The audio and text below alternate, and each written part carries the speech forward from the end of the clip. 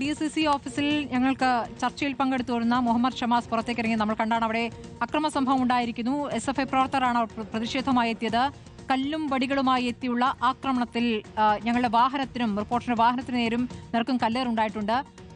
Sinoj Thomas വിവരങ്ങൾ നൽകും. സിനോജ്, ഇപ്പോൾ നമ്മുടെ വാഹനത്തിൽ കാര്യമായ കുഴപ്പങ്ങൾ സംഭവിച്ചിട്ടുണ്ടോ? എവിടെ നിന്നാണ് കല്ലേറ് വന്നത്? സ്മൃതി, അതായത് മുഹമ്മദ് ഷമാസ് അകത്ത് നമുക്ക് ഗസ്റ്റ് ഇരിക്കുകയാണ്. ആ സമയത്താണ് പ്രതിഷേധം ഇവിടേക്ക് കടന്നു വരുന്നത്. ആ ഘട്ടത്തിൽ നമ്മളും പുറത്തേക്ക് വന്ന സമയത്ത് പുറത്തുനിന്ന് വലിയ രീതിയിലുള്ള കല്ലേറ് DCC ഓഫീസിനകത്തേക്ക് വന്നു.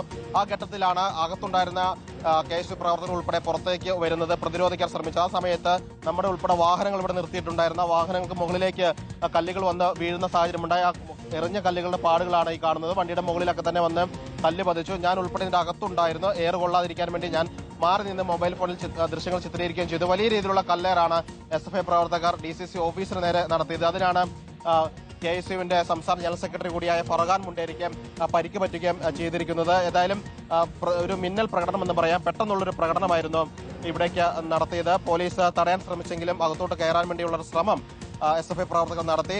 എന്നാൽ അകത്തുണ്ടായിരുന്ന 10ഓളം വരുന്ന KSU പ്രവർത്തകർ അത് ചെറുത്തു നിൽക്കാൻ വേണ്ടി ശ്രമം നടത്തി. അങ്ങനെയാണ് ഇത് വലിയൊരു സംഘർഷത്തിലേക്ക് പോയത്. അതിൽ ഒരു KSU പ്രവർത്തകനാണെന്ന് തോന്നുന്നു. ചുണ്ടിൽ നിന്ന് ചോര വരുന്നുണ്ട്. അത് ഏതാണ് ആ പ്രവർത്തകൻ? അദ്ദേഹത്തിന്റെ പേരെന്താണ്?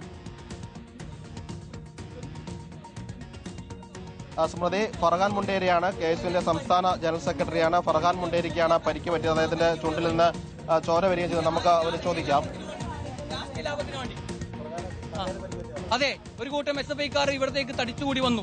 മുദ്രാവാക്യം വിളിക്കുക, KSUക്കാരെ കൊല്ലുമെന്നും അല്ലെങ്കിൽ യൂത്ത് കോൺഗ്രസ്സുകാരെ കൊല്ലുമെന്ന് പറഞ്ഞുകൊണ്ട് DCC ഓഫീസിന്റെ കല്ലെറിയുക. ആ കല്ലെറിന്റെ ഭാഗമായി എനിക്ക് പരിക്കേൽപ്പിച്ചത്. ഞങ്ങൾക്ക് പറയാനുള്ളത്, ഞങ്ങൾ ആഫീസായിട്ട് ഇനി ആരെങ്കിലും തൊടാൻ വന്നാൽ, ഞങ്ങൾ ആഫീസിന് എന്തെങ്കിലും പറ്റിയാൽ ഞങ്ങളെ ജീവൻ കൊടുത്ത് ഞങ്ങൾ അതിന് സംരക്ഷിക്കും. ഒരു സംശയം വേണ്ട.